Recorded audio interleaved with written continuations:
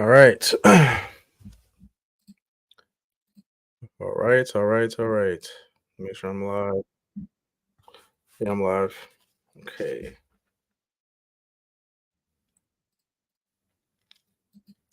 Delay isn't too bad.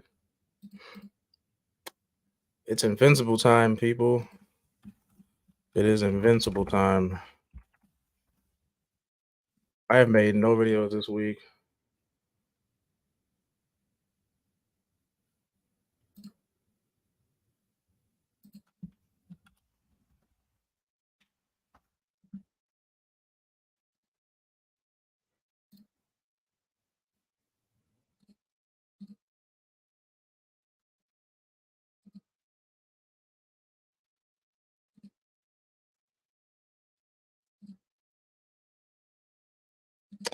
All right. Let me turn this piece back up a little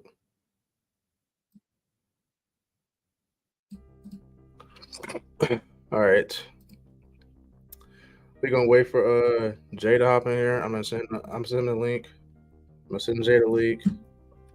Because honestly, if like no one else joins this watch party, it'll just be me and him. This would be a me and Jay thing. So, which I'm cool with. So let me send him this link. Copy. Jay, if you're watching, I'm sending you the link right now. I'm gonna do it in private so no one else can join.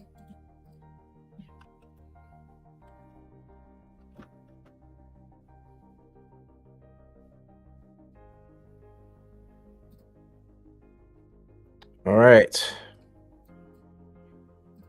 But before we start watching the episode, I want to watch a breakdown for episode 1 first. I'm gonna do that first. And then we can watch episode 2. I figured that way we can make the stream a little more spicy and longer, I guess, for watch hours.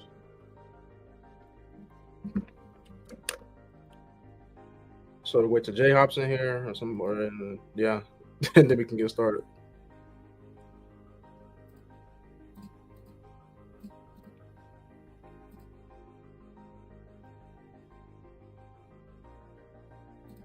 Let's see.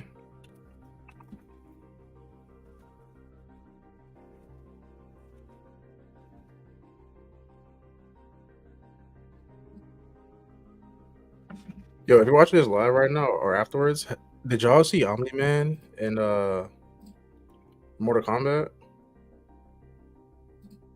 Parker. Oh, okay. Let me see.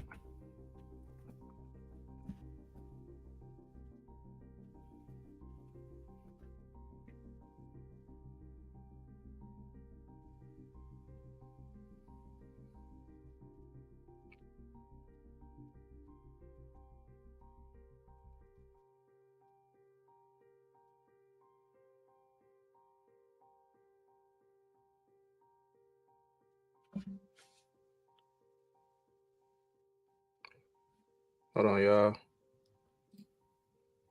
We might have someone else joining us tonight.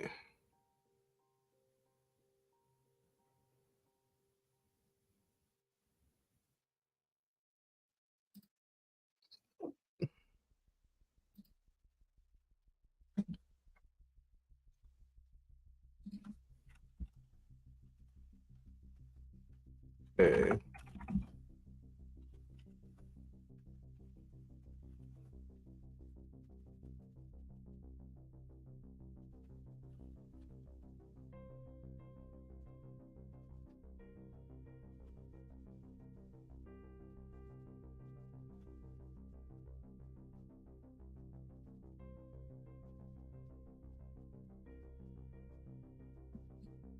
Bro, I can't spell.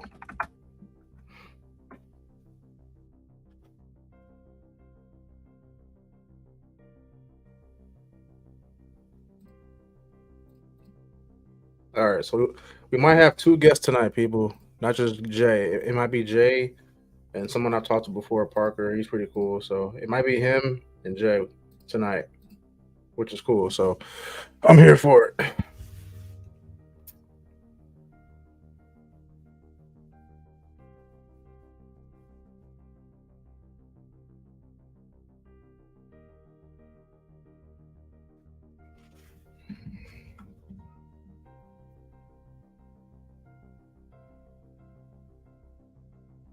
So yeah, let me just pull this up now. I'm not gonna wait. I'm not gonna wait for him. I'm just gonna pull it up now. The the breakdown. I watch it and they'll hop in. I guess while I'm watching it. Let me see.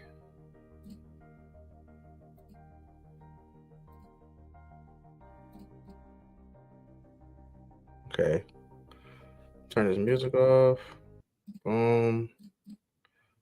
All right. Welcome back to New Rockstars. I'm Eric Voss, and this is a breakdown of Invincible, Season 2, Episode 1 on Amazon Prime Video. And this video is sponsored by Squarespace, the all-in-one platform that makes launching your own website a breeze. We are back covering this amazing series, episode by episode, for all the Easter eggs, animation details, deeper layers of meaning that you might have missed. I love this show. It's honestly one of the best superhero adaptations that is on TV right now. So we're going to break down every episode of the season. It's going to be a lot of fun. All right, we open this season on a desolate terrain as one hole is blown open in the cloud, followed by another. For a second, we assume we are back in another aerial battle between Invincible and Omni-Man, but no, these holes are actually foretelling other portals.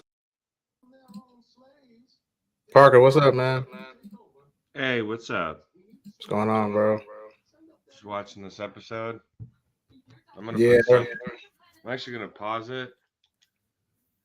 Put some subtitles on it too. If we're gonna be streaming episode 2 here.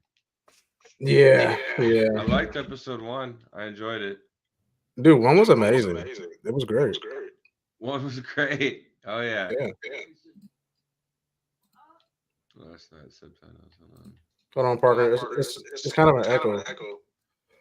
I hear echo. I'm putting my headphones in.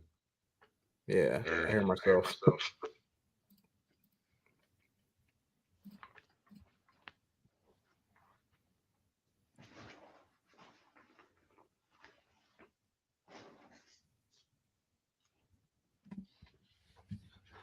This might work.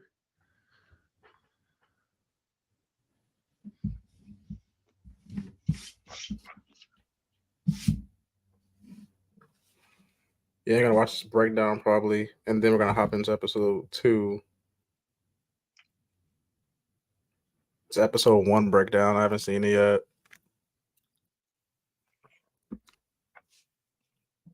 I like the voice actor of the guy from episode 1, Sterling K. Brown. Who did he voice again? He was like the universe teleporter. Was he Angstrom? He's the guy with the big head at the end. Yeah, that's Angstrom. Yeah, he was good. Yeah. I'll be right back. I'm gonna grab some drink here. Yeah. Coca-Cola.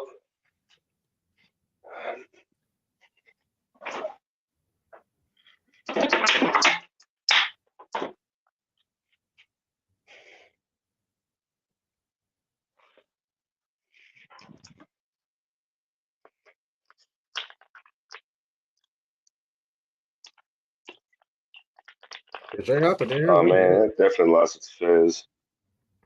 What'd you say? That definitely lost its carbonation. It didn't taste good at all. Oh yeah, I hate that. I hate that. Oh well. Probably don't need it right now anyway. It's past 8 p.m. Yeah. I'm gonna grab water instead. Much better idea anyway. Definitely. So the multiverse that this season premiere will take us through, as these are actually. There he is. There he is, Mr. Leno. I'm about to get my high C juice poured. About to get my tea. You ready for peak entertainment, bro? Up, fellas? You ready for peak entertainment tonight, bro? You said what? I saw you ready to watch peak entertainment. Oh yeah, of course. We're gonna watch this breakdown first, though, like I told you before. So okay. Can I get this juice real quick? Yeah, go ahead. Yeah. It's Invincible night. That's all that matters. It's Invincible night.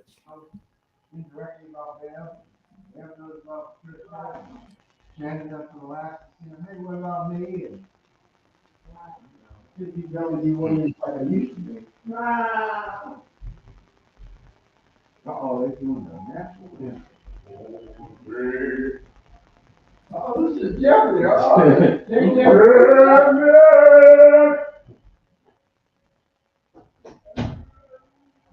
land in the free.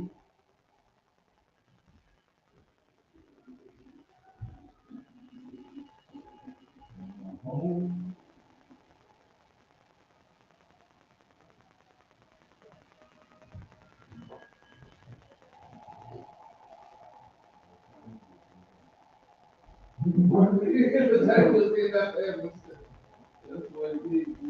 Right.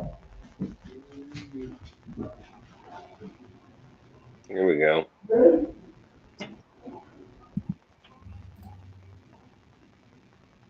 Episode 2 is 1 minute longer than the last one. That's cool. Now you have your other thing.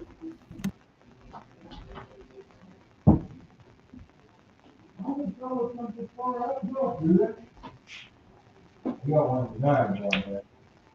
Hang on with Carmen. Is this the beginning of the episode that's paused right now? Okay. Yo, this is the breakdown for episode 1. The board is here. So we're gonna watch episode 1 breakdown, and then we're gonna watch episode 2 after it. Let's get it. You say you're paused at 9:11? Yeah. I paused and I looked up. It's at 9 minutes 11 seconds. Okay, you want to just wait on this until we like watch it? Then I guess. Yeah, I could just wait. Okay. All right. Cool. Yeah. All right. And then I'll hit play when you guys catch up. I'll watch on my big ass TV I just got. Okay. Are you okay? Oh yeah, I got. Look, 58 inch. If that's the case, then I hate to like slow you up. Let me open up Amazon on my tab so I can be with you guys.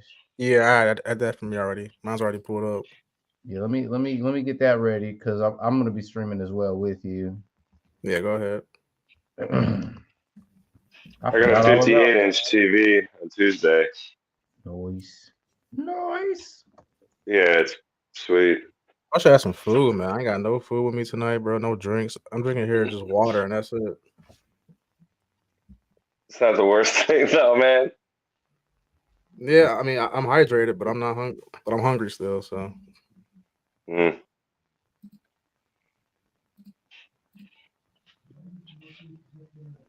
Yes. I wish I could stay signed in. That's one thing that does get me. I hate that. Yeah, I hate that. It's not my account, so like I gotta go yeah. through my emails real quick. Yeah.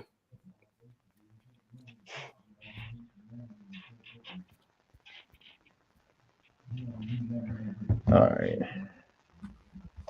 Did y'all see Omni-Man's gameplay in Invincible? I mean, in Mortal Kombat. Not other than the trailers. I was busy editing. He's out now, so he has like the full thing is out. It looks crazy. I'm sure he's probably the best character. I have no idea actually how strong he is amongst the other fighters. He seems pretty overpowered though. I've seen some crazy combos. He has some funny dialogue too. Outrealm is not yours to conquer. Yeah. Yep. This is trying to piss me off. Let's try it without the caps.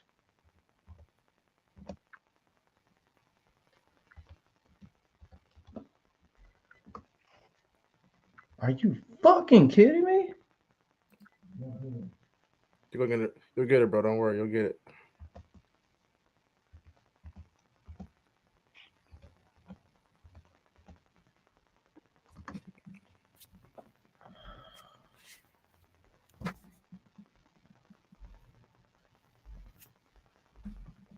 I saw a movie recently. It was called Dumb Money.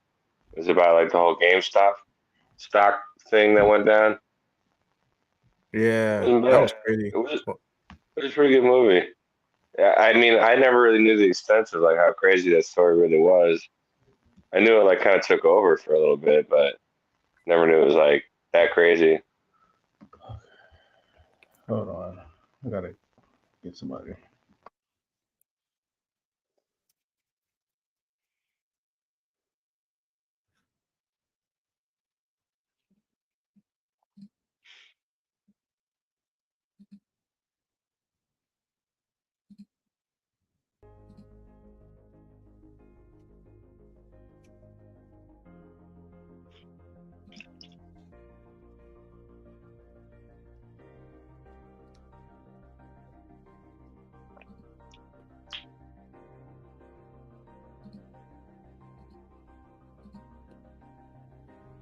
As a comic reader for Invincible, because I read most of the comics, I'm like wondering how episode 2 will cover some stuff.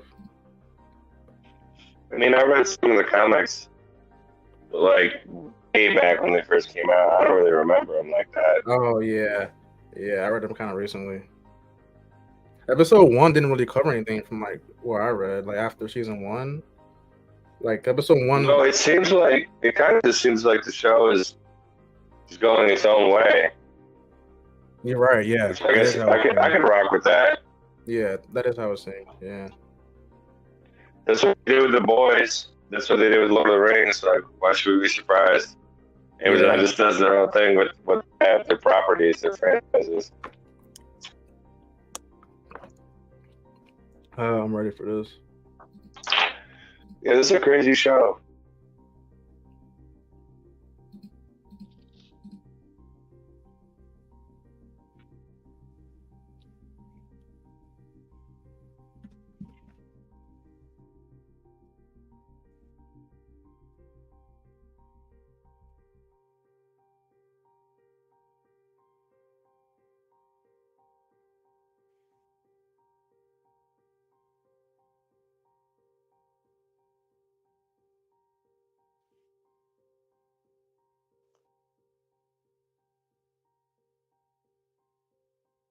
What are we watching first? This breakdown for episode 1. Oh, okay. Yeah, when Jay comes back. Sorry, the text is just kind of small on my phone. That's all. Oh yeah. Oh, what up, bro?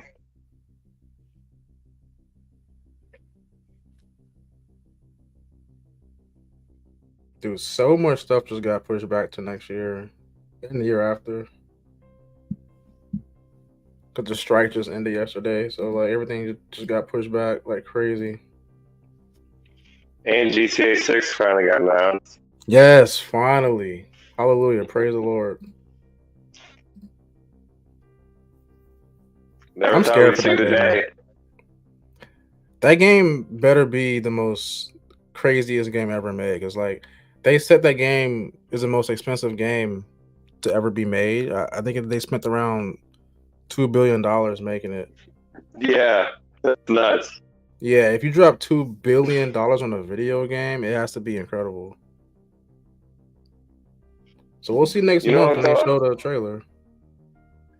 I don't care how good the game is, though. That just seems like an awful lot for me to spend. No, I'm kidding. You know what? You know though, they're gonna easily make that money back though, easily, just from pure like pre-orders, because that is the most hyped game probably of all time. It has to be, in my opinion. Well, it has to be. No, because GTA 5. Yeah, because GTA 5 was like such a game changer. Probably right now, I have to put it there in my top 5 of like all-time favorite video games ever made. Definitely GTA 5 is in there. It's not number 1. Is that only a my game that he sounds like a robot? What's that? No. You kind of sound like for a second you sounded like a robot. I didn't know if that was Yeah, but a part 6 is definitely the most like hyped up game ever. It has to be. Yeah. Oh yeah. Like that's going to be the next like game to carry gaming for like the next like decade probably. That's crazy. They said it's gonna be even bigger than 5. Like the map's gonna be even bigger. Yeah, it's gonna be bigger than 5. Yeah. That's crazy too. All that data. And what's wild is though is that like 5 still makes a ton of money. Like they don't even have to make a part 6. They don't have to. Yeah. 5 still makes an absurd amount of money. I'm good. I'm good to go now. You got the password and everything? You good? Yeah, I'm good. All right, let's watch this breakdown real quick, and then it's episode 2 time. By Sonic Blast from Invincible. Pause this music real quick. I forgot. Battling the Immortal, whom we last saw in the Season 1 Kaiju battle, bisected by Omni-Man, but his remains were gathered by the GDA with the intent to resurrect him. But that never happened to this Immortal because we are in an alternate reality. As a dark version of Mark quips, I've been hit harder before. Like, way harder. So arrogant. I've just been handed an Yeah, urgent they kind of got and me in horrifying the news beginning, story. but I slowly but surely figured out what was going on. As they fight, Mark asks Immortal to trust him. After what Omni-Man did? After what you did? So this Mark has been, in the past, beaten bloody by Omni-Man. He just had a different reaction to it. Later, Angstrom Levy explains that in most other dimensions, the battle ends with Mark and Omni-Man teaming up. So it tells us that in the one dimension... Okay, so I'm gonna say one. So I'm not gonna pause 1,000 times on this video, but I'm gonna say one thing though. It makes no sense to me that Mark will ever team up with Omni-Man. It makes no sense. Like the mere fact that he said in most other dimensions Mark teams up with him, that makes no sense to me whatsoever. Fear of itself. If he beating bad enough, there's a chance. So he's saying it's just fear. It's a fear thing. If it were to happen, I would use okay, well, that's a good argument. I was just saying, like, if I'm talking just strictly just Mark's morals and him as a character, it doesn't make any sense for him to team up with Omni-Man. It doesn't make any sense.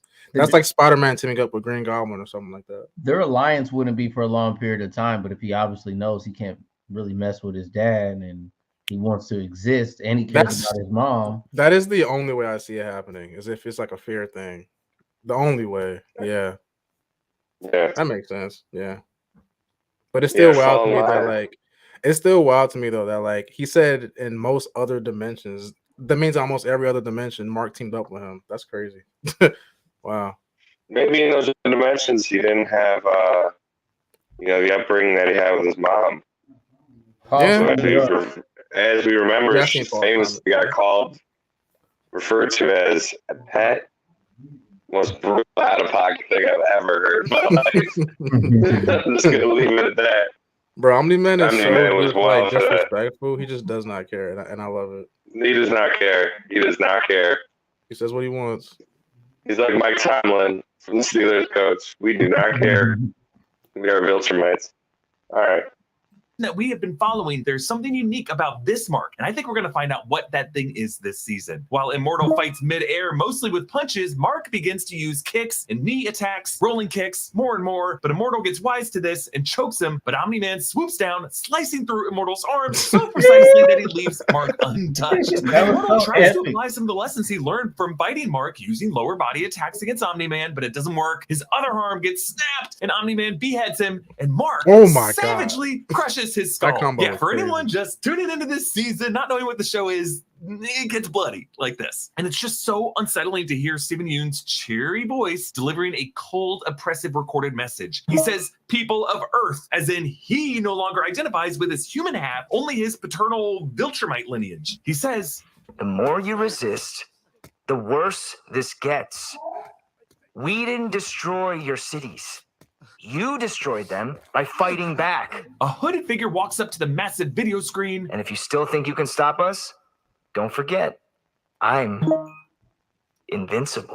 Ooh, the fact that we don't cut to the title text of the word invincible, we hear him say it in context, it just tells us that we are in kind of a backwards, bizarre... I just want to say, too, they did that numerous times in episode 1. I'm not sure if y'all seen it or not, but, like, they did that numerous times where he said... I'm invincible or invincible, and there was no title card. I don't know why they kept doing that, but like I caught it at least twice. They just kept teasing us the whole episode. I'm like, why is there no title card? Like they did it in the very end though. So maybe season 2 is going in a whole next level. Yeah. I love how this episode keeps giving us little fake outs of the word invincible. Yeah. See, like it was to do this until a precise moment. But the imagery here of a small figure in front of a large Big Brotherian screen seems inspired by the famous 1984 Apple Macintosh Big Brother Super Bowl commercial, where a revolutionary figure charges up to a screen of Big Brother and smashes it with a sledgehammer. This hooded guy is Angstrom Levy, voiced by Sterling K. Brown. And this episode is kind of his origin story, even though he's been pretty busy up until this point. Angstrom takes a hidden entrance to a school bus to an underground subway tunnel where we can see train cars have been turned into housing units alongside a bunch of tents, and the track wells are filled with these glowing green rivers. We are reminded of the train station where the most brutal carnage took place in Mark and Nolan's fight in the season 1 finale. Levy meets up with Robot with his original Rudolph Connors body in a mobile suit. Back in season 1, this original body died during the cloning process with the Mahler twins. That was the highlight of the episode. Remember what Omni-Man said? He said, you should have died at birth. Once again, Omni-Man does not care. He said you should have died at birth. He was so defenseless. He was like, Yeah, like you're wasting my time. That was hilarious, bro. All right, I'm playing. Terrible. DNA to become the young Rudy Connors, but this universe's version of Adam Eve indicates Rex died. The Immortal led them away. We're safe. Yeah. That's what Rex thought too. We see how Eve has a shaved Yeah, I head didn't and care about scars on that. her face, which sounds like they were given to her by Mark. Hey, Eve. You look good. This whole idea of a dystopian society with superheroes being hunted down while one of them uses portals to escape failure after failure recalls the opening to 2014's X-Men Days of Future Past. One of the Yeah, best sick X-Men opening. films to date, in my opinion, the best depiction of time travel in a Marvel movie. And I say Marvel movie because Loki, the series, is the best version of it. But like Avengers Endgame's time travel logic was all over the place. And X-Men Days of Future Past is a really good time travel movie that uses Days is consciousness so good, displacement. man. But it's a movie everyone sleeps on because, you know, it defies the narrative that from 2012 onward, the MCU dominated everything Marvel. But it's not true. 2014's Days of Future Past, 2016's Days of Future Past was awesome. Yeah, Days better was than like amazing. 90% of MCU movies. I don't care what anyone says. Fight me on it. And yes, well, you could say that Angstrom Levy is ripping off what the MCU is doing with Jonathan Majors as Kang, someone who has gone to war with his variants. This depiction of Angstrom Levy actually comes from Invincible comics with the MCU. Look, that's a comic version. Of Yeah. Kang. Like Kang as a character in the Marvel comics emerged in the 60s, but they didn't have this particular take of every incarnation of Kang being variants of one conqueror until like the late 90s. And it still didn't really even make sense, I would say, until the Avengers Unleashed storyline in 2017. Like if Marvel wants to move away from Kang, I won't be too upset because Kang as a Exactly. I character wouldn't is just either, kind of bro. like a mess. Give us Doctor Doom. Anyway, Yes, so Omni-Man actually please. uses the same attack combo on Jeez. Robot that he used on the Immortal. Slice the arm, lacerate the whole body, lacerate the center part of the body, either the neck or the torso. Dude, he Leaving loves you- that slicing move. Like he slices with his hand, his bare hands, like it's a knife. he does it It's like it's like butter, like a knife, like like it's butter. butter. He does it. That's his like finisher. I think his signature move. He just slices somebody with his bare hands. That's crazy. It's a That's badass move. That is hilarious, bro. Like It's that's like what it's just Wolverine claws, but without the claws. Just the swipe. He always Yeah, Omni-Man's does that. Fired a crazy. canister of what they're calling null energy. That robot blasts at Omni-Man, releasing this purple-colored glow with a dark interior, visually similar to the Darksaber of Star Wars. But it's a cool way of showing antimatter of energy that defies the principles of nature because it's like negative colors, right? They hope it's going to be a kind of kryptonite for Omni-Man, but it doesn't work. Omni-Man smashes Connor's pod through a crowd of people, and it creates here we a go. pool of their blood. And he says, Someday, you too will die. Sure, but you should have died at birth. oof, his fluid leaks out like tears. Now, Omni-Man comes from a Spartan-esque like a Viltrumite pickle. society that never Pickle would in a- allow in a beings born cracked with genetic jar. deformities to live. Mark cracks Eve's neck, but it's even worse than we thought. man. She's not dead. Just paralyzed. Huh. So that's what you were practicing on those protesters last week. Oh my God. Yeah, Mark signals that he has people who can take care of Eve. What does that mean? It's just horrifying that his goal now is to keep people alive but paralyzed for experimenting on, for interrogation, for who knows what. Yeah, if you Levy don't drops paralyze through me, the portal just to kill escape. me. Like, How- come on. That's wild. Don't though, leave me he like did that. Like, He's That's got a wild, though. he's Like, got a that's pretty warehouse much- full of paralyzed women that he could pound on. that's that's like pretty much like what Batman does. To be honest, like just kill him, bro. Like Batman would beat you bloody until all your bones are broken, but like he doesn't kill you, so you know, like, oh, you're good.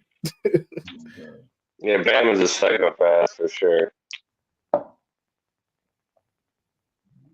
How little Omni-Man cares about this escape should signal to us how vulnerable Viltrumites are to universal tech, like they're completely unaware of it, or that he fully knows what it is and doesn't care because he can kill everyone anyway. So we cut back to our Mark in our universe. Revisiting the cliffside spot, Omni-Man pounded blood out of him in season 1. His blood is still on the rock. It's been about a month and still Ew. it's there. Radiohead's Karma Police plays over this, and while Creep is many people's go-to Radiohead track, I think Karma Police is a better song. It's a song about stress, carrying guilt after doing something wrong, and just feeling that everyone is looking at you sideways, that karma's gonna get you. Like the chorus is, this is what you'll get when you mess with us. And I like how this both frames Mark as the Karma Police, but really he is doing this policing to stave off the real Karma Police that he feels like is bearing down on him. He's on this kind of penance montage. That was cool. Y'all see how he was flying? Like the water was like following him as he was flying. That's cool detail. That's sick.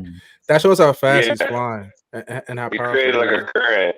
Yeah, that's fire. That's cool detail. Yeah. Going rogue That's to do like- good deeds. He soars back That's to so this woman in powerful. a headscarf. Yeah, Remember, we yeah. saw this woman's alternate universe self in the opening sequence, helping a man to his feet. He stops the villain Elephant. Elephant appeared in season 1, episode 5. And yeah, having a loose trunk, it's kind of like having a Oh, he cape. It's just did. kind of a liability that your combatants can grab onto and toss you around. Mark stops an armed chase. This time, we don't even see Mark do anything. The engine just kind of disappears and the pieces fall at their feet from above. It's kind of like this. And then his transporting that ambulance. Mark does not want to be seen. He doesn't want the credit. He's just doing this for himself. He's wrestling with an invisible force of karma. He's not even doing it for validation. The bank robbers are Tether Tyrant and Mag Maniac. We saw them both in season 1, episode 5 when they worked for Machine Head and they fought Mark and the teen team. Mark quickly, though, flashes back to the season 1 finale when he was smashed through that subway car as he was bathed in blood and guts. And he's like, you know what? Let the police and the GDA forces handle it. So Mark flies home while his mother Debbie watches a news report about Chicago rebuilding after Omni-Man's attack. And across the street, we see a crater left by Omni-Man destroying the house that the GDA was using to monitor him. This is where he killed Donald Ferguson by crushing his spine. So the destruction that Nolan caused wasn't just in the urban center, it is literally outside their front door. A desert lizard crawls up to a bone in the sand above the GDA prison facility. It kind of looks like a human femur. So presumably these lasers have fried past individuals escaping or individuals trying to spring others free. This is where the Mahler twins were locked up at the end of season 1, and we catch up with them here. They harass their guard Pete about the quality of the food. This is the same guard whose arm they broke when they escaped in season 1, episode Mahlers are 3. pretty Later, great. episode 8, we see the guy the still Mahlers show are up at work great. despite his injuries. In another cell further down the line are these guys. This is Multi-Paul, duplicates younger twin brother. We saw him in season 1, episode 3, back when there were far more than 4 of them locked up. And we're still not sure why they're in prison, though. Big holiday feasts aren't just about what's on the table. They're about the whole experience, the company, the decorations, the vibe, for lack of a better word. Running an online business is similar. Offering a quality product isn't enough. You want to make You got an ad coming.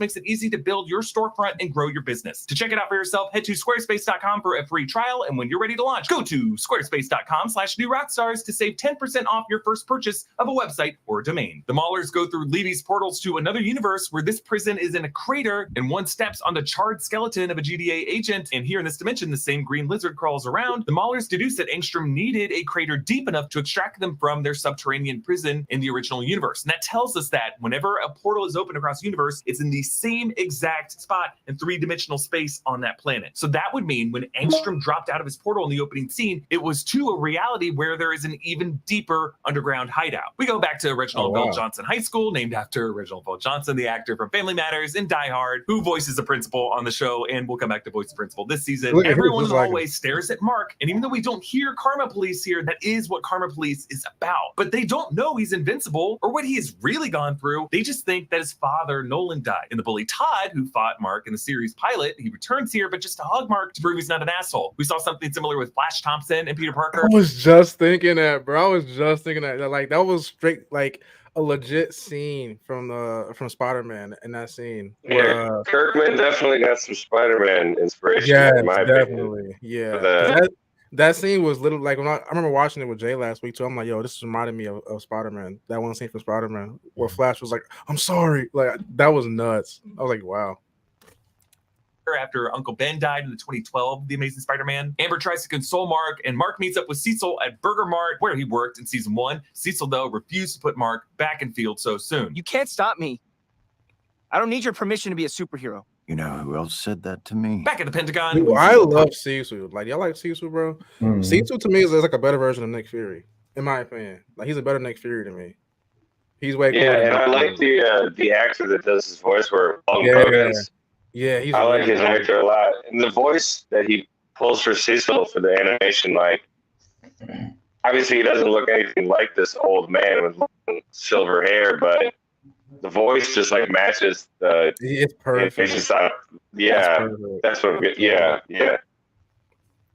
Working in rear sign, as we saw in the first season. It's a bit taken directly from the comics. Cecil talks with Donald Ferguson, who was killed by Omni-Man, but in the comics, this character is a robot. So perhaps they're doing something similar here, kind of like with Agent Coulson returning in Agents of S.H.I.E.L.D. after Loki stabbed him in the back in Avengers 2012. At first, it was revealed a result of Project Tahiti, and later, Coulson returned as a life model decoy version of himself. Ferguson says, they could really use Invincible. Yeah, he pauses before he says it. Like, even in this universe, they're still playing this little game with us, the viewer. The city is being terrorized by the Giant, who's a red-skinned kaiju from the Invincible comics, who's really an 8-year-old who just fell through a dimensional portal with his grandmother and got enchanted by a cruel wizard. That's why he's stupid and angry and wants to be both president and astronaut. Rex, Duplicate, Monster Girl, Shrinking Ray, Black Samson, and Robot, his new body inside of the robot shell, a body clone from Rex's DNA, they all struggle to deal with a threat that should be pretty easy to handle. Rudy realizes there's a parking garage beneath the Giant and sets demo charges that Rex ends up having to blow up. So again, we see the solution to the problem in this episode is always to go even deeper. Angstrom shows the Maulers what he's been building.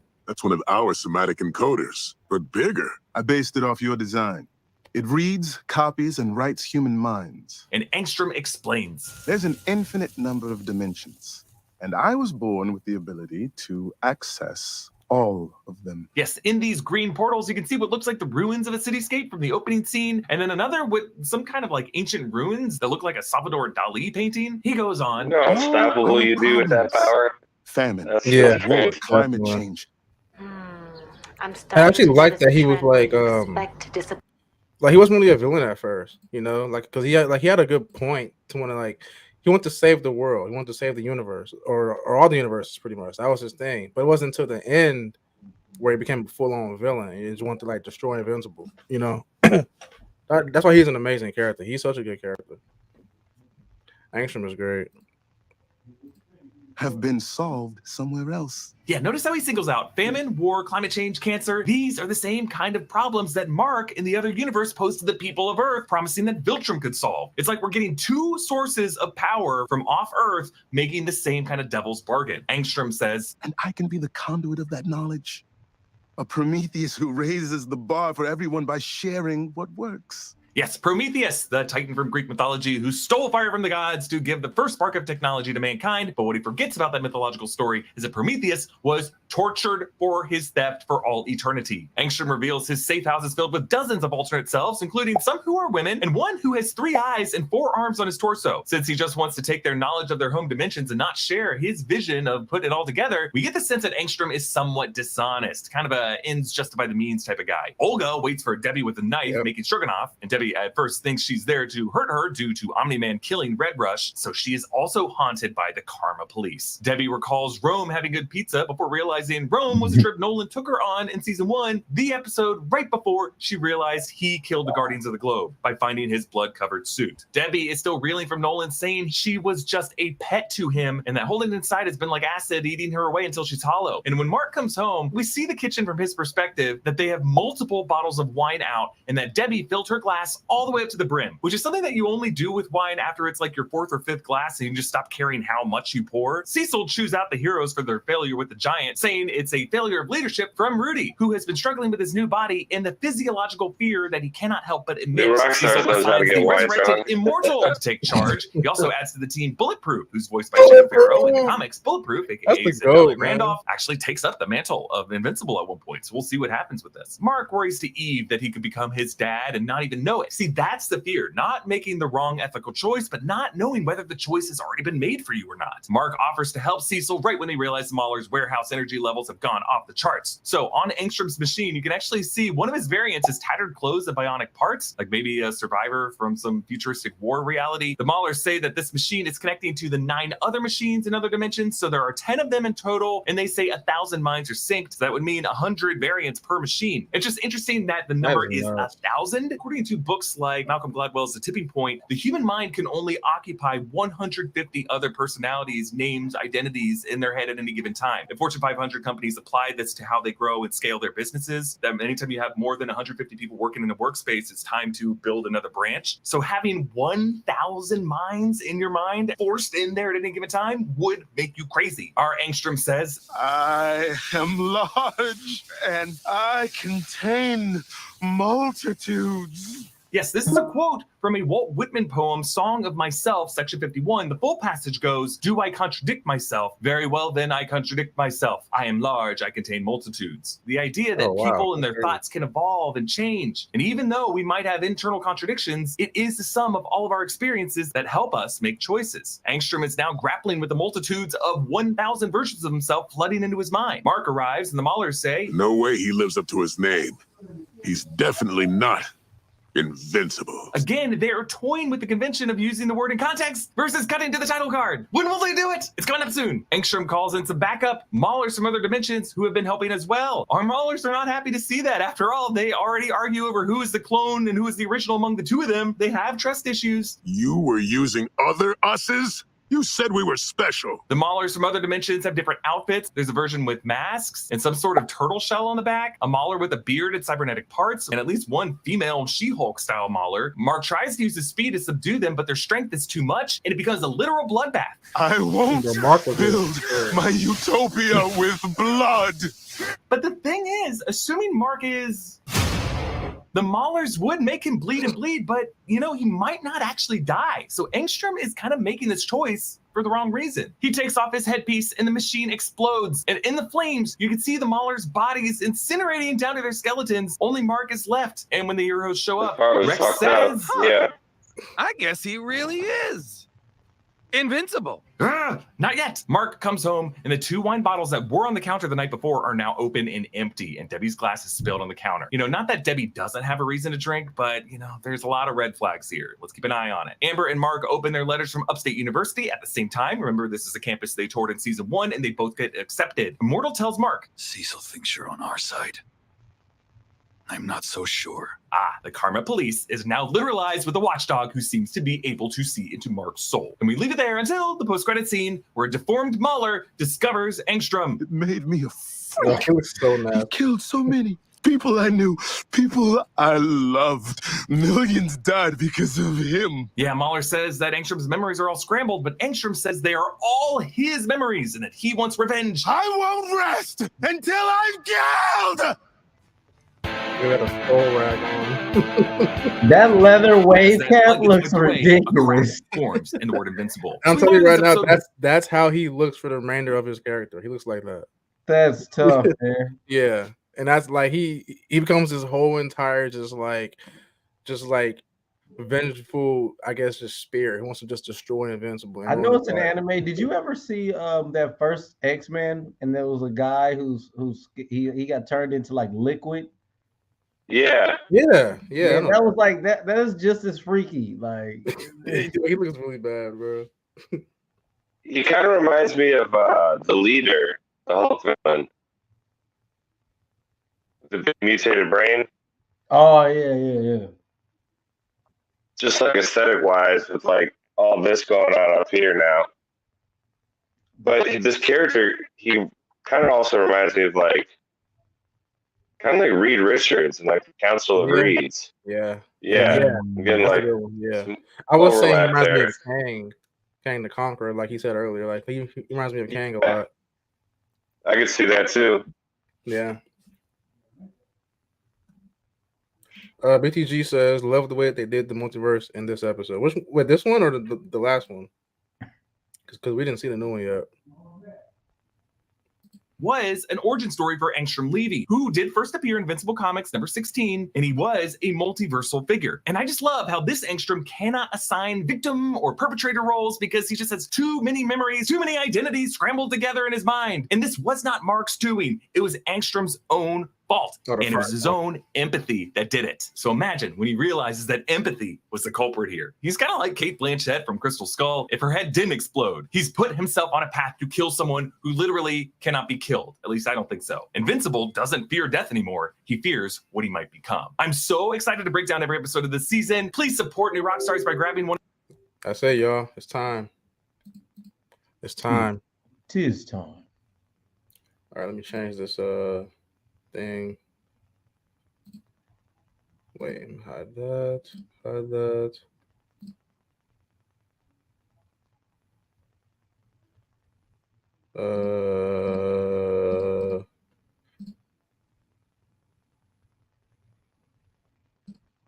Okay, there we go.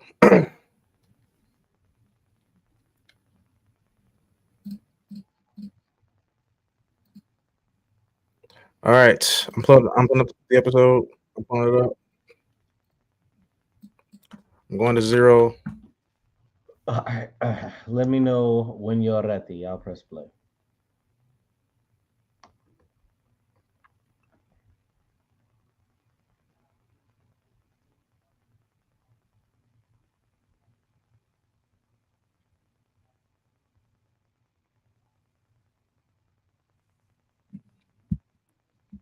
Wait, is Parker gonna watch with us or no? Huh? I said, is Parker going to watch with us? He just left. Wait, he hopped out here completely. I don't know. He'll probably be coming back. Just give him a second. He said he was at 9/11, so I don't know. He's gonna like.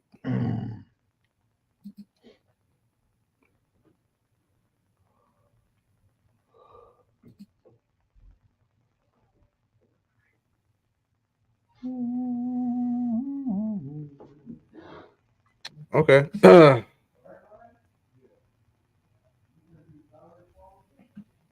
I guess we're gonna watch. No point on waiting. I got you. Let's get it. You gotta pull it up. Yeah, I was waiting on you when you're ready to press play. All right, I'm doing a countdown. You ready? Mm-hmm. All right, 5, 4, 3, 2, 1. Let's go. Let's go. Let's go.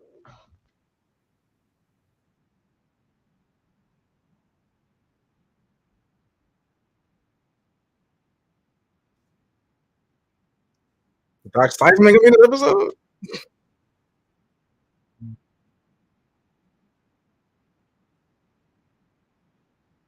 Oh yes, bro.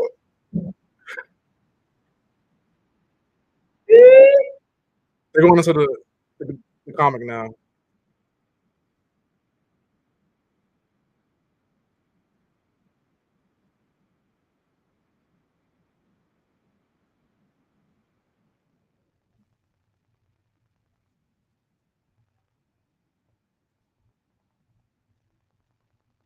There's Carl Winslow.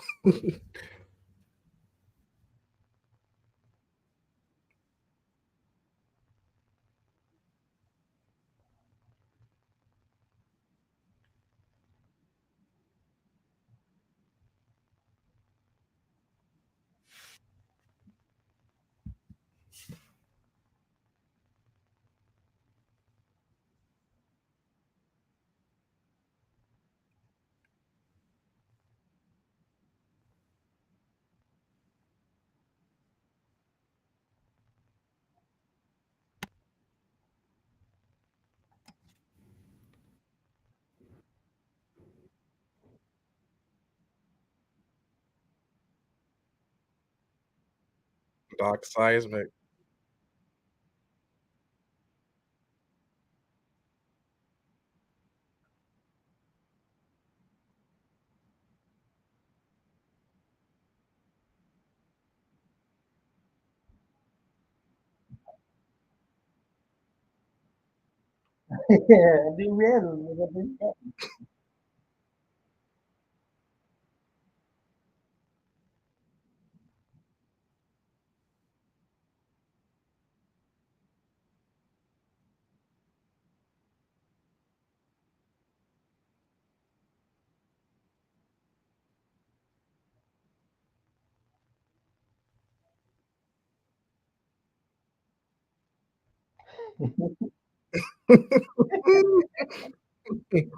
This dude is crazy.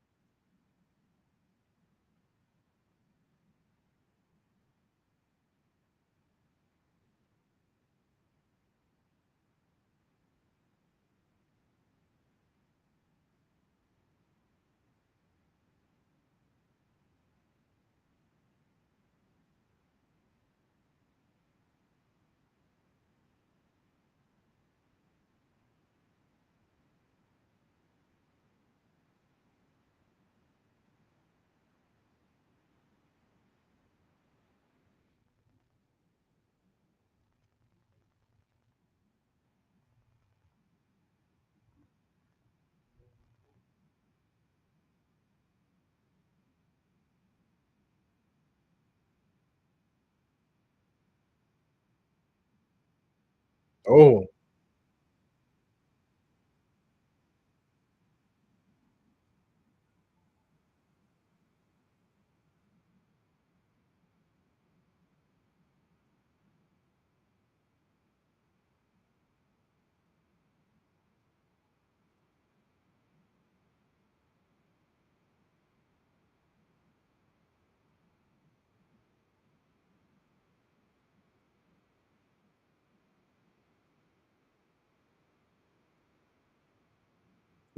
That was fire.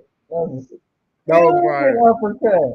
Bro went through under the ground and up the. Yeah, that was fire. Why didn't his head fall Oh, I don't know. off? His skin's kind of durable too. Probably held back.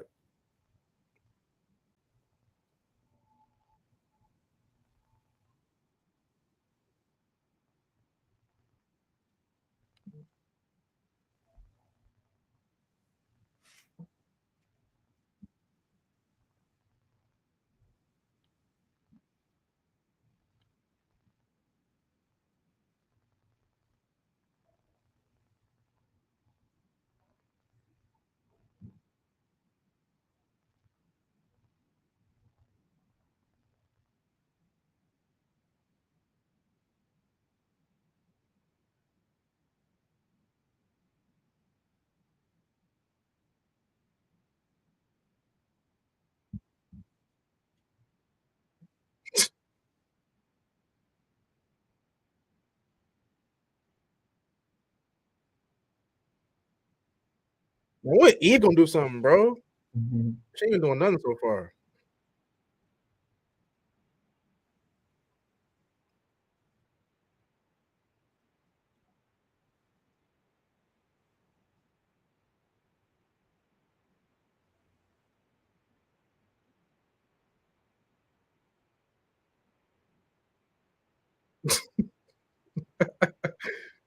There was head space.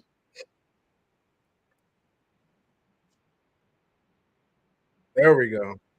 There we go. That was a good opening. That was a good intro. Yeah.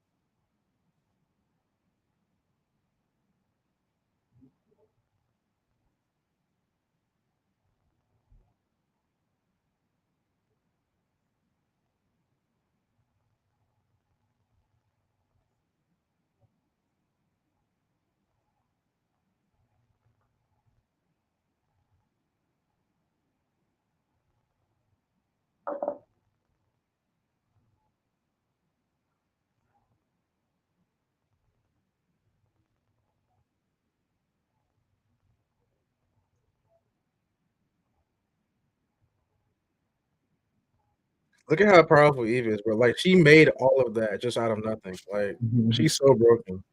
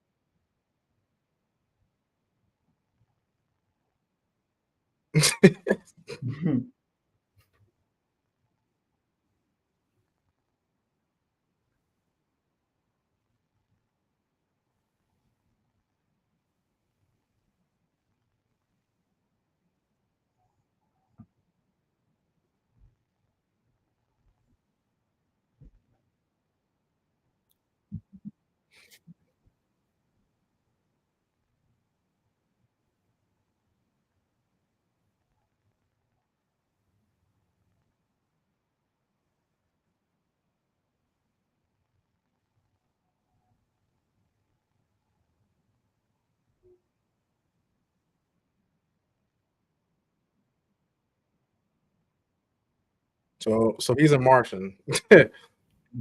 Obviously. Yeah.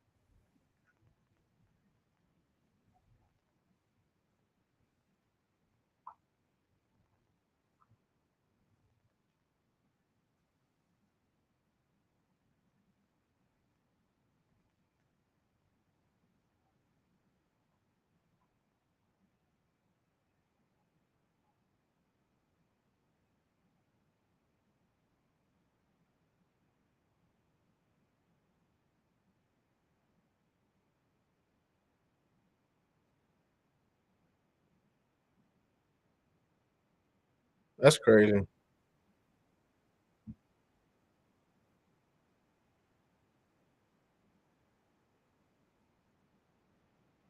That's a pretty cool superpower, dude. She is broken, bro. Like she is insanely But powerful. like, okay, so what if she wants to change matter like that that's inside of a person's body? So okay, that's the one thing she can't do. She can't change living things. Okay. Like she can't change humans or animals. Like it can't be living. So she has her limits, but she's still pretty broken though.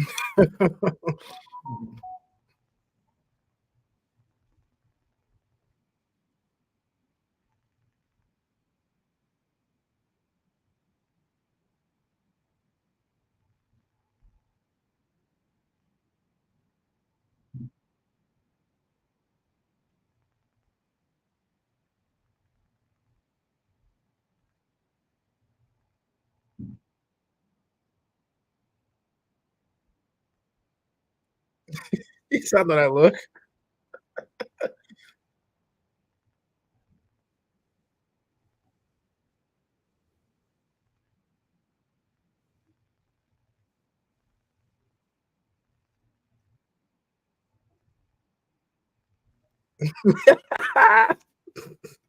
That's crazy. Man, back man, immortal bag and duplicate.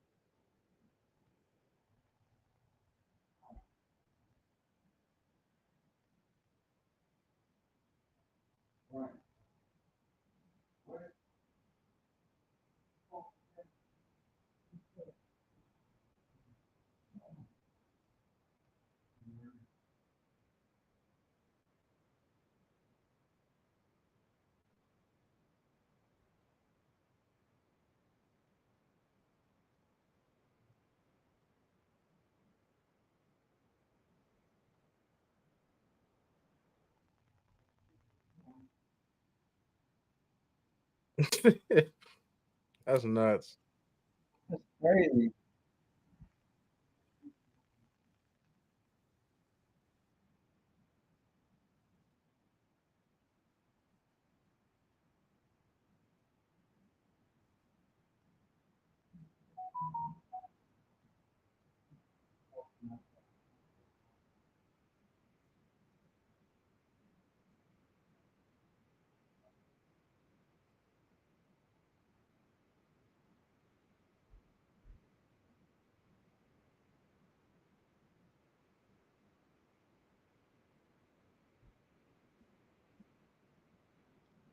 Cleveland Berto? I was just checking it too to see you voiced him. He looks like Kevin Hart. I have no idea who that is. Me either.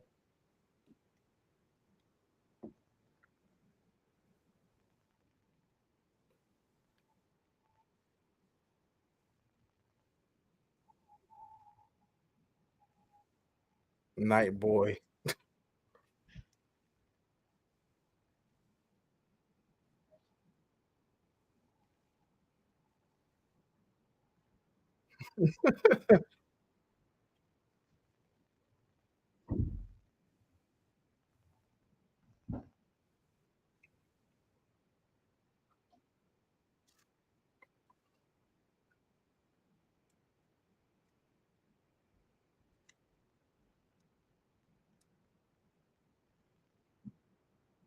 It's wild. It's like the Batman of this world.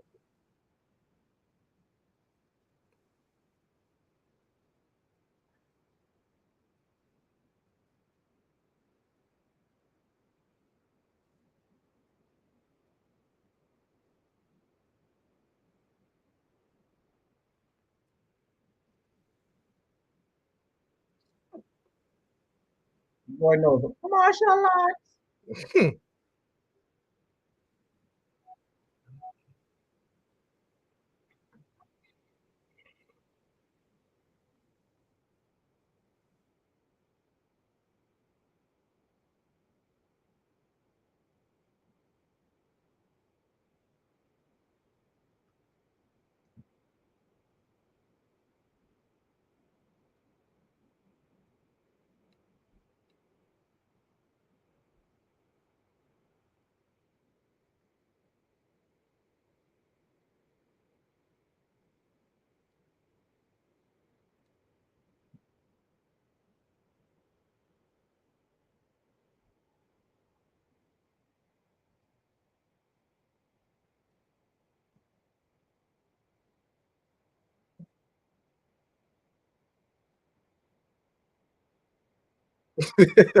Oh, man.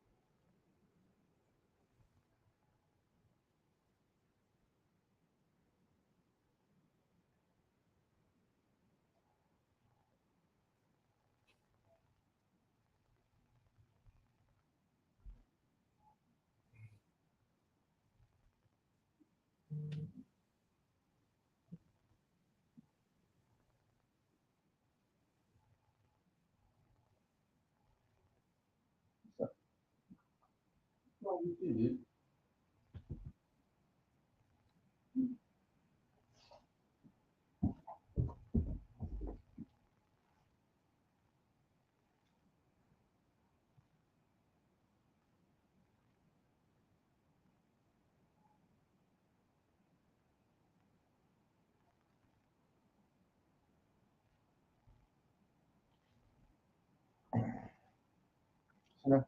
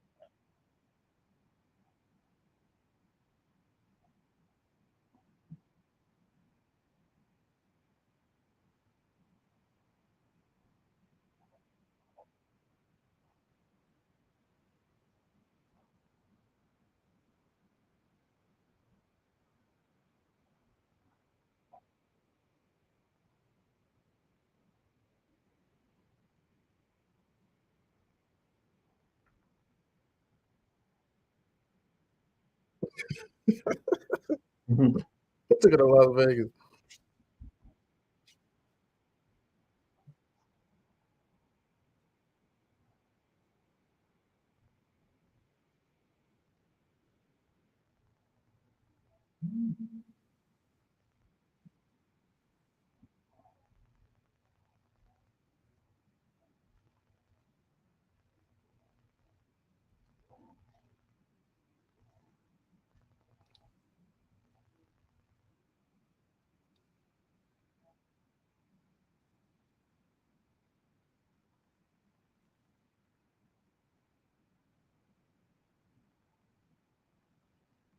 You just gonna leave it right there?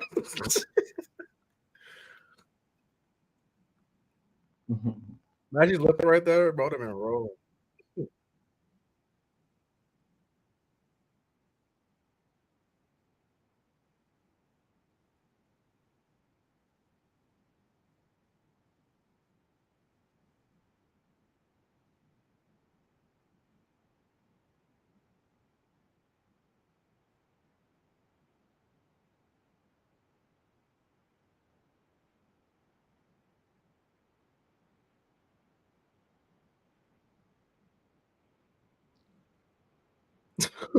That's fire, bro.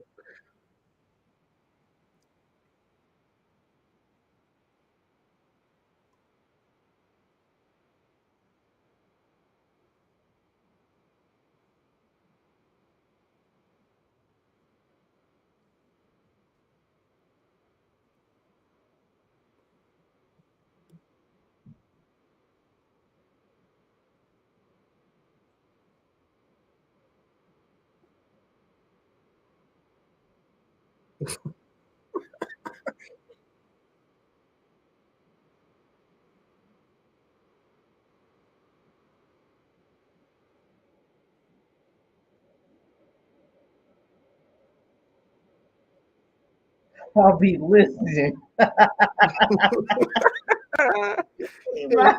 If I was in there getting busy with the fish, I'd be so mad at my dad if that happened to me. Yeah.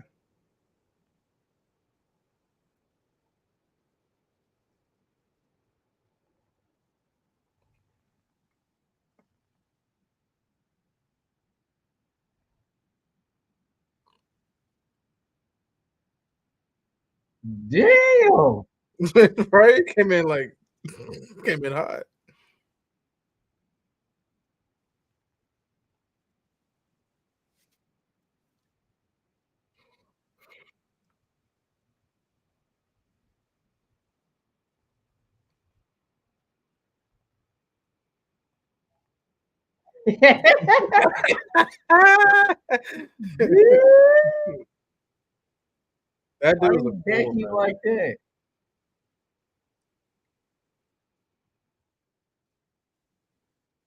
That looks amazing. It does, yeah. Why these fish have to look so ugly though? I know, right? Yeah.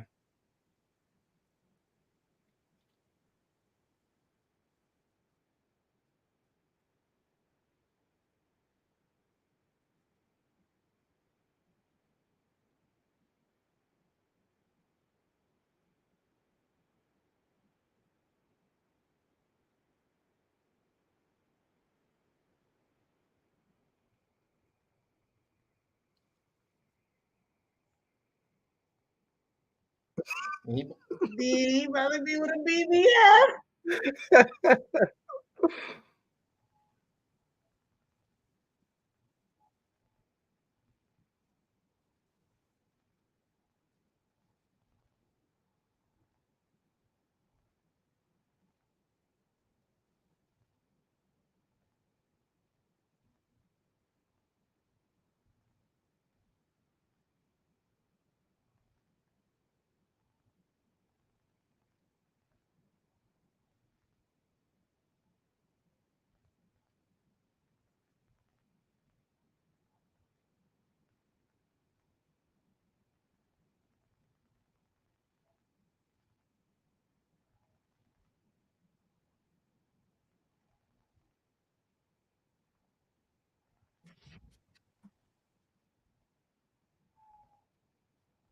That's Tatiana Maslany voicing her.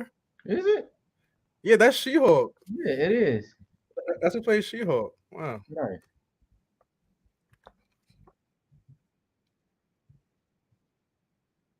I can't even tell it's her voice.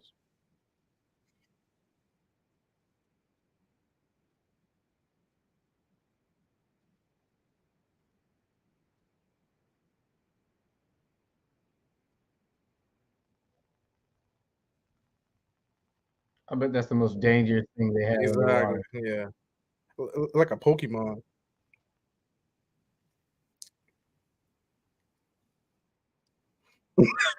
Why you punch it? That's probably his dick. Yeah. Nope.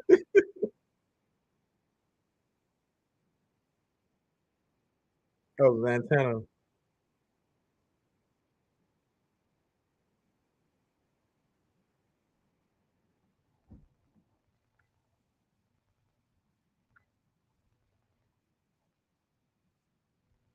I literally just dealt with that a couple of days ago. You said episode 2 is on the hub. What?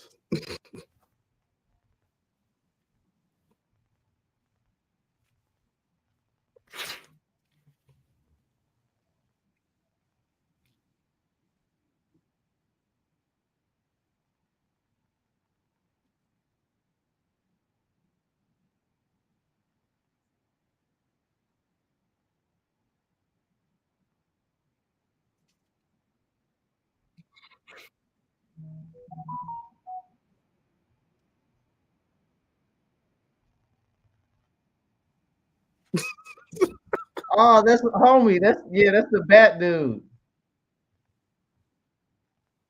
Huh.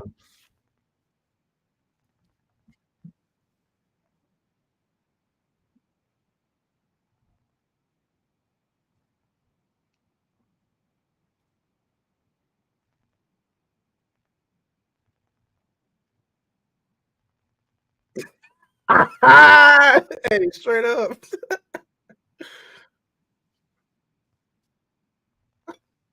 Right on. Oh.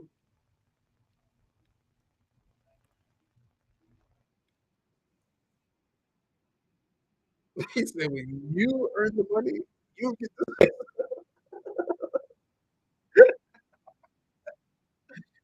That's crazy.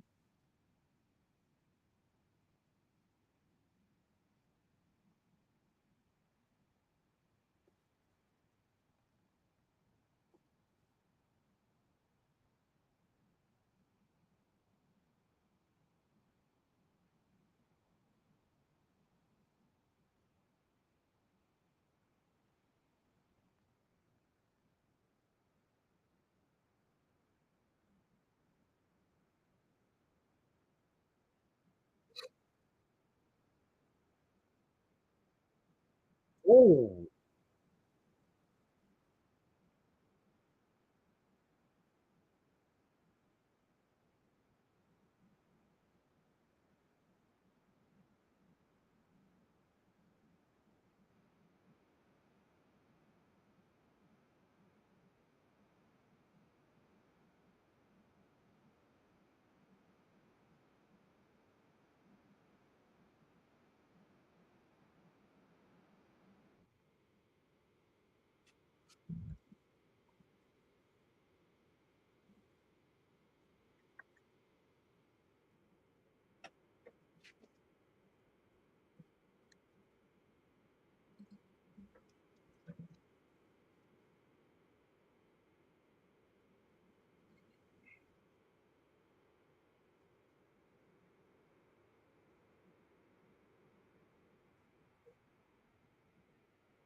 What?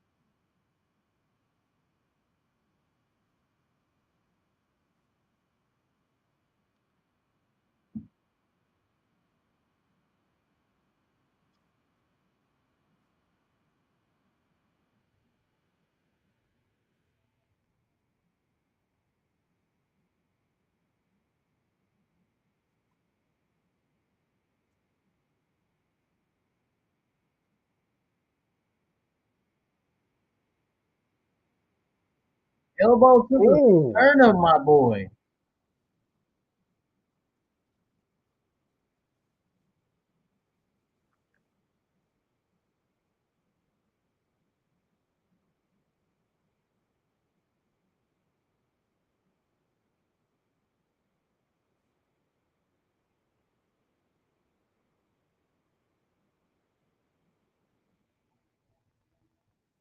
That was fire.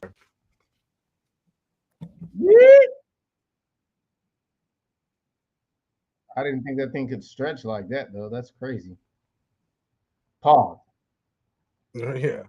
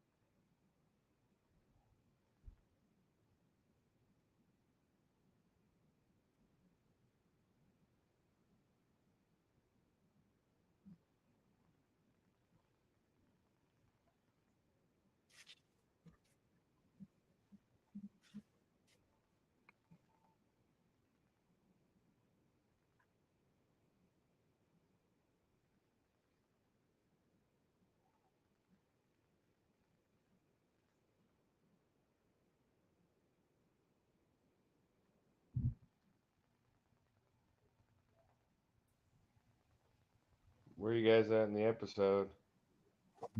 I think it's about to end now. Yeah. We got like 10 minutes left. Oh, all right.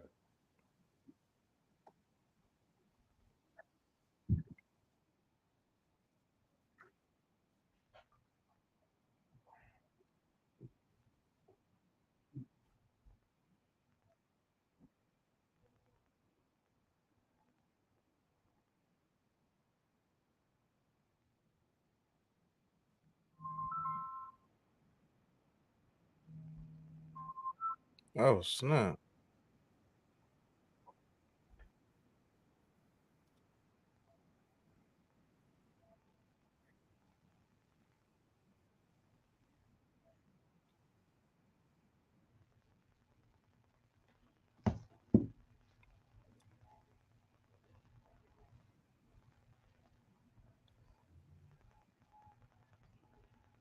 Got them joints on tap. I know, right? She pouring up.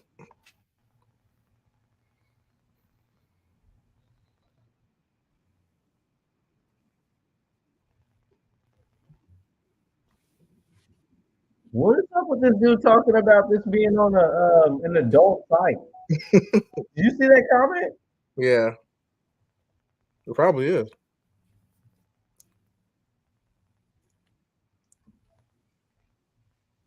I don't understand how and why.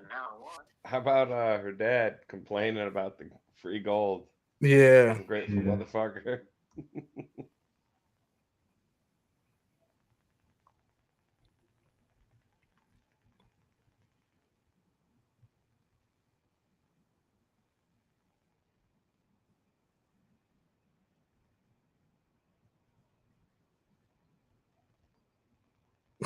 Mom going through it. Well, put the bottle down, mama.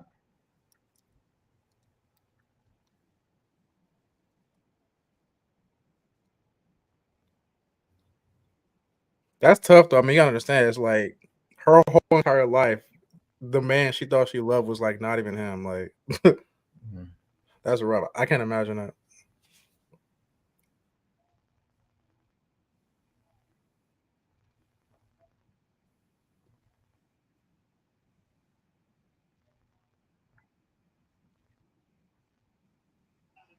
I mean, do you think the door Bro, is it's not for the streets, closing Jay. and that a coincidence, or it almost seemed like there was like a ghost following her?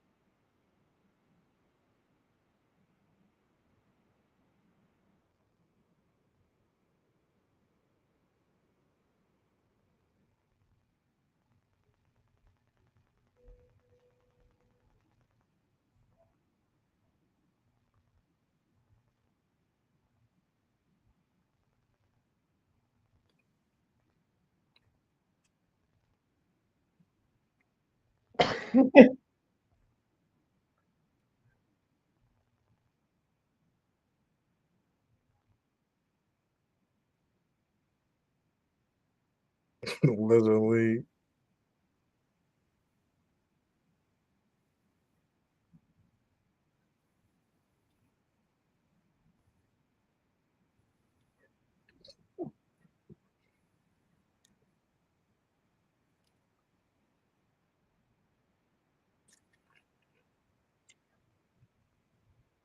What?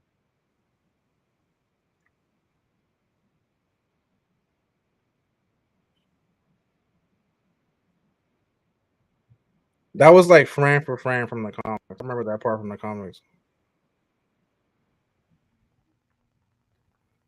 And that's why I didn't remember that guy.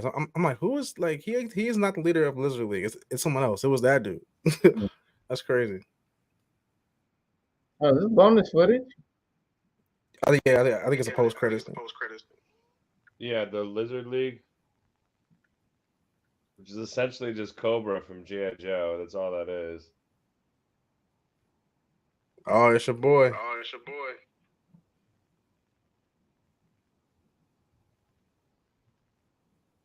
Cobra neck.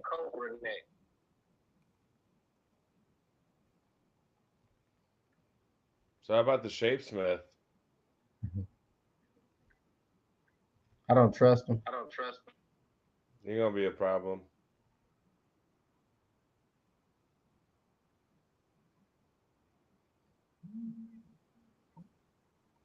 Is that the female version of that dude? Yes. Different dimension. Yeah, Who's that? female Cecil. Yeah, her name's Cecilia. Panderverse. That's Cecilia. I love how it's the same And Donna. sidekick with just long hair. Cecilia and Donna. Yeah, instead of Don, just Donna. That definitely wasn't our Mark. That was somebody else. Or was it? I don't know. Because like Mark wasn't. Where was Mark last? Yeah, Mark just left Atlantis. So like, how did he get there? That's an alternate universe. Yeah, I don't think that's our Mark. That's not our Mark. You could tell because he like smirks when he's talking about Yeah. well, Europe. It's an evil smirk. Yeah, Angstrom's planning something, though. He's planning something. I didn't mind the episode. It was pretty cool. It wasn't. It was cool. Episode 1 was definitely better because it like showed a lot more, but I think it's just a build up right now. I don't mind this. I like that underwater fight quite a bit. That was pretty cool. Yeah, that was cool. I like the fight with the Magma Knights too in the beginning with Doc Seismic. Yeah. Yeah, that was cool. I got a nice balance. I got episode was still good though. It was I got still some great. dialogue. I got some build up. I still got some action out of this. Yeah. See, I like what Mark did was taking her to the Eiffel Tower. That was a smooth move. Yeah, I don't know. Yeah. That was And smooth move, smooth pimping. that bat dude was kind of interesting too because they moved he moved into that house with that they were selling. Bro, I don't think that was him. That was him. Well, I swiped over and it said that he was that character. It showed It his acting face.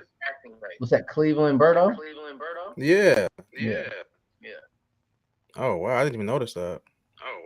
I definitely swiped. As soon as I saw it, I was like, hold on. Swipe.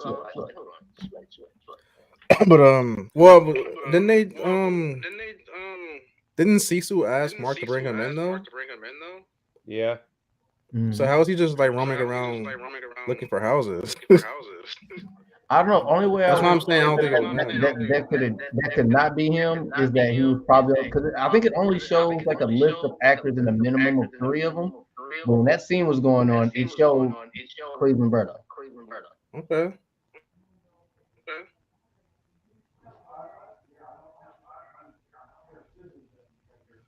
That house scene was kind of hard to watch at the end. And they were showing the house, the realtor scene. Oh yeah, yeah. That was a rough scene to watch. He was being so foul to his wife. Dude, that he was like, when you bring in the money, you can decide when we live. Pointing at her face, all like a cartoon villain. Like, That was oh nuts. man. I mean, they definitely did that to like parallel with, Omni Man. Yeah, Yeah, but still, I was that's like, why damn. Debbie was like, she's not your pet. Because that's why Omni Man called Debbie like, she's my pet, or she's a pet to me.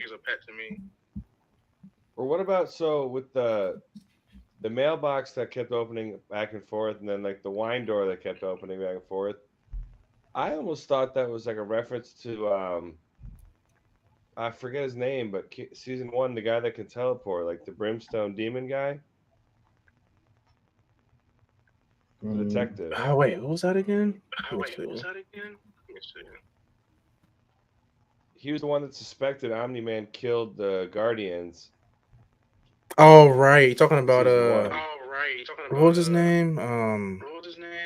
I can't remember. I'm blanking on his name right now. The detective, right? Who was like from hell? Yeah, let me go to IMDb right now and see if I can maybe find it there. That might I forgot help. his name.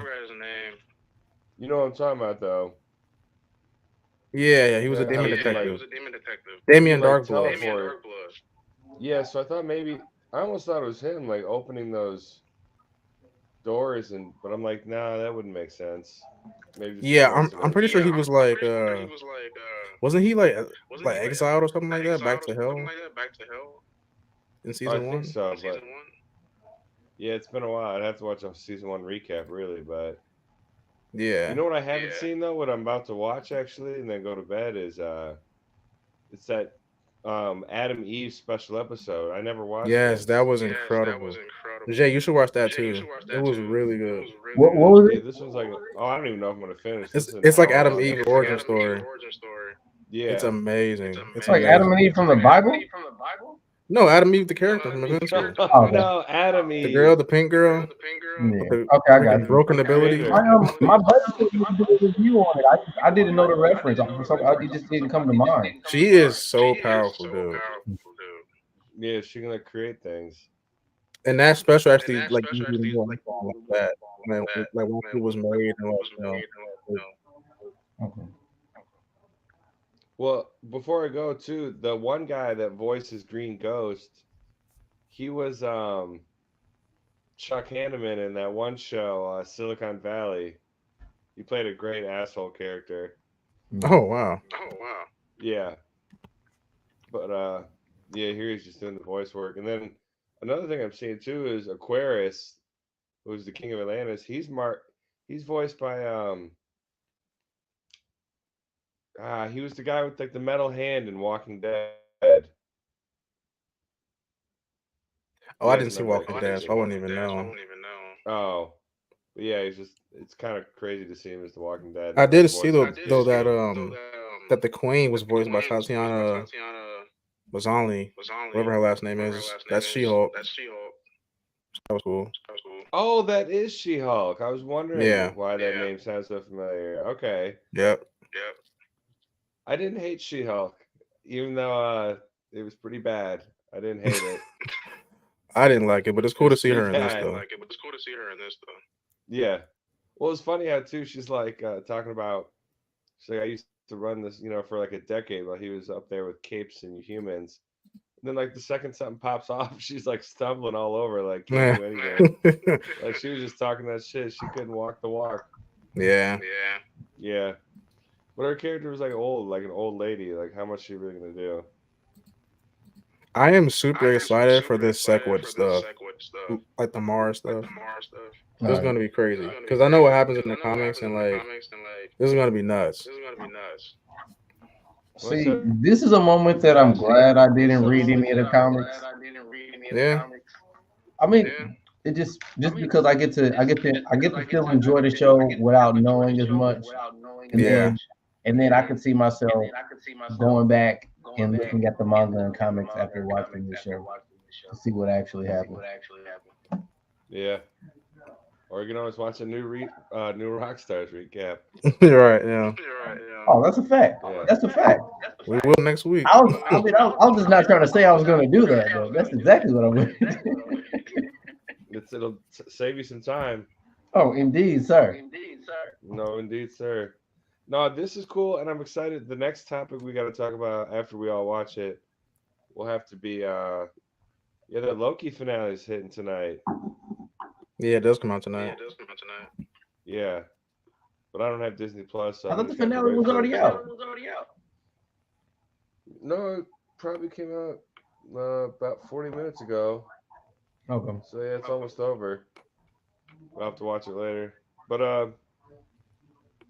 gotta go to bed, guys. I will talk to you soon. Have a great night. All right, you too, man. Thanks for hopping in. Yep. BTG is episode 2. I had a good time watching. I got a couple laughs in. It was good. Episode 1 was a little bit, I guess, more detailed, I guess, and just it felt a little more dramatic too. Like it was more depressing, I guess. This one was more. Episode 1 was more of a mourning type thing from the finale of season 1 about what happened with Omni-Man, how he destroyed Chicago, all that stuff, like, and like his mom and Mark dealing with that. This episode here felt more like a build up for what's to come. Mm-hmm.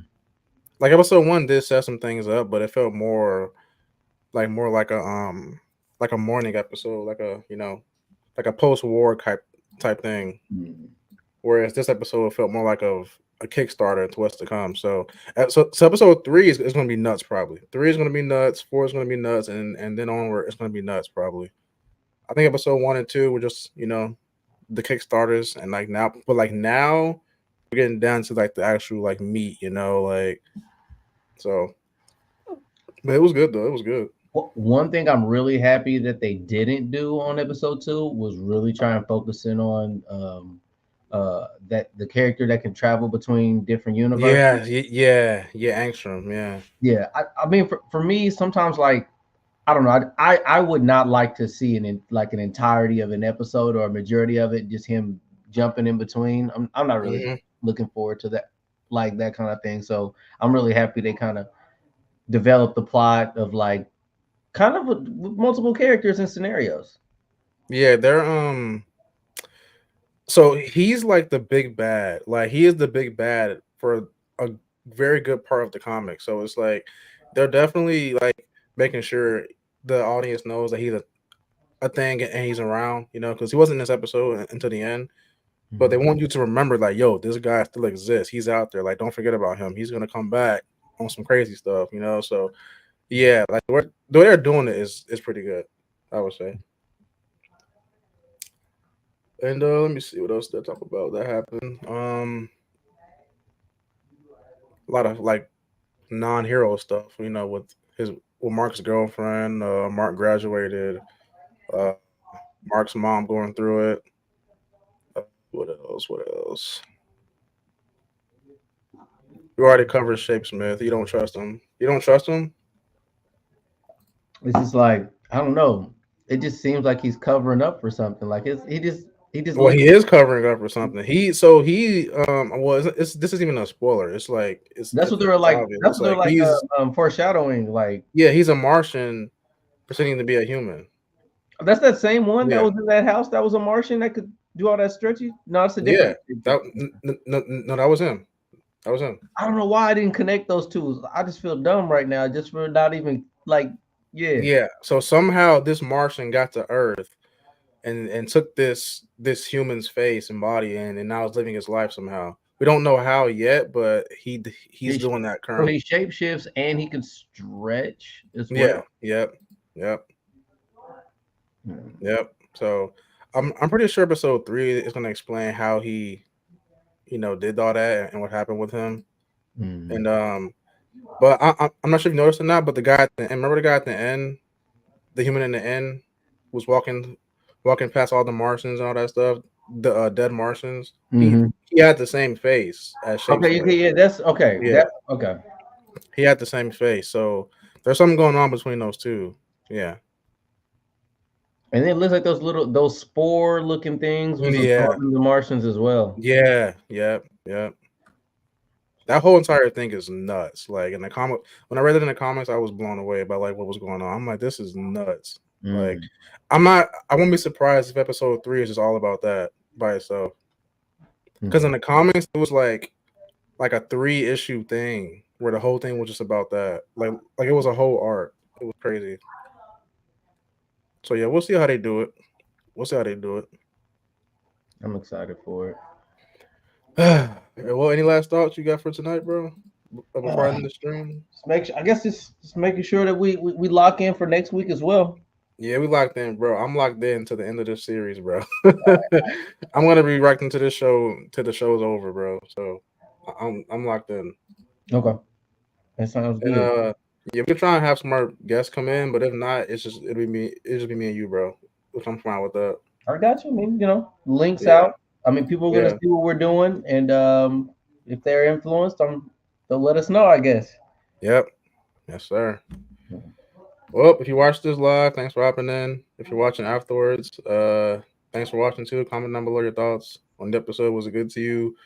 Was it not? Let me know. And I'm about to end this. So yeah. Yep. All right, bro. I'm gonna talk to you in Discord. All right, buddy. And I'm out. Peace.